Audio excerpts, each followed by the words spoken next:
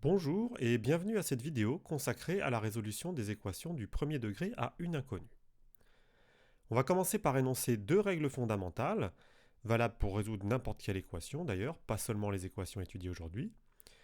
Puis on va montrer sur un exemple comment utiliser concrètement ces règles afin de résoudre des équations du premier degré. Commençons par énoncer les deux règles fondamentales évoquées. Première règle, si on ajoute ou qu'on soustrait un même nombre aux deux membres d'une équation, alors on obtient une nouvelle équation équivalente à la précédente. Rappelons au passage que des équations équivalentes sont des équations qui, même si elles ne s'écrivent pas pareil, ont exactement les mêmes solutions. Deuxième règle, si on multiplie ou qu'on divise les deux membres d'une équation par un même nombre non nul, c'est-à-dire différent de 0, alors même chose, on obtient à nouveau une nouvelle équation équivalente à la précédente.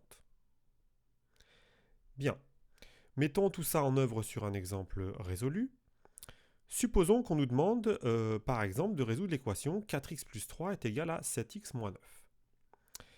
Eh bien, en pratique, pour résoudre cette équation du premier degré à une inconnue, on utilisera les deux propriétés précédentes plusieurs fois consécutives, de façon à transformer l'équation initiale en des équations équivalentes qu'on va rendre progressivement de plus en plus simples, jusqu'à ce que la solution devienne à la fin évidente.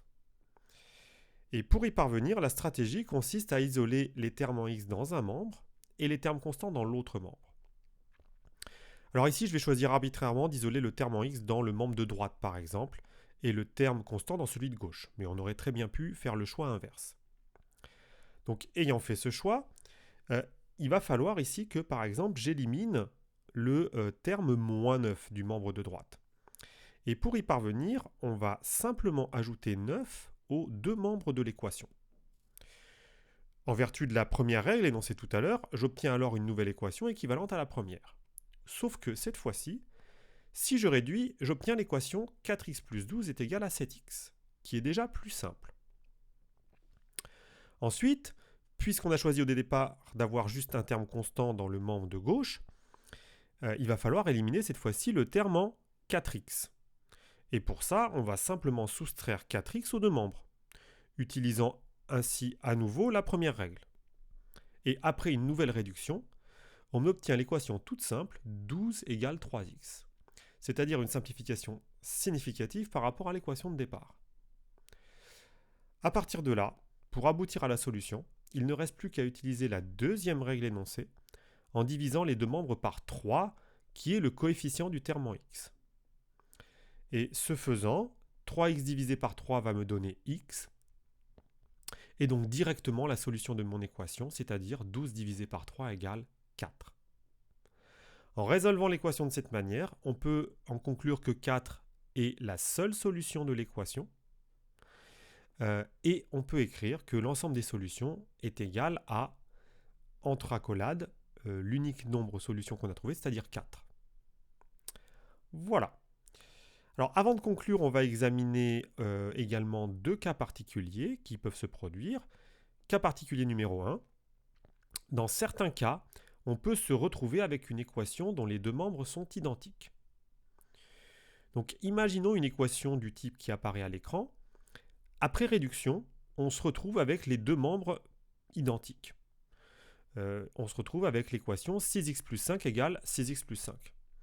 Autrement dit, on cherche tous les nombres x tels que 6x plus 5 soit effectivement égal à 6x plus 5. Or, tout nombre x vérifie cette égalité.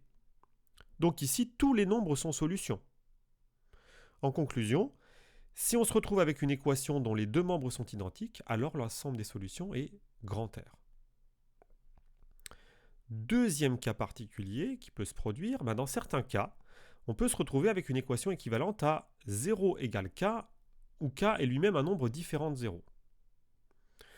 Prenons l'équation qui apparaît en exemple. Si je la développe et que ensuite j'applique la méthode qui a été exposée précédemment, on se retrouve à un moment avec l'équation 6x moins 6x est égal à 6x plus 17 moins 6x, qui après réduction me donne 0 égale 17.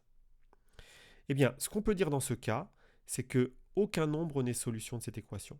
Il n'est pas possible de trouver un nombre x tel que 6x moins 2 est égal à 6x plus 15, par exemple, si je reviens à l'équation de départ. Et dans ce cas, on va écrire que l'ensemble des solutions est l'ensemble vide. Voilà, ce sera tout pour cette vidéo, et n'oubliez pas que la seule façon d'apprendre les mathématiques, c'est de faire des mathématiques.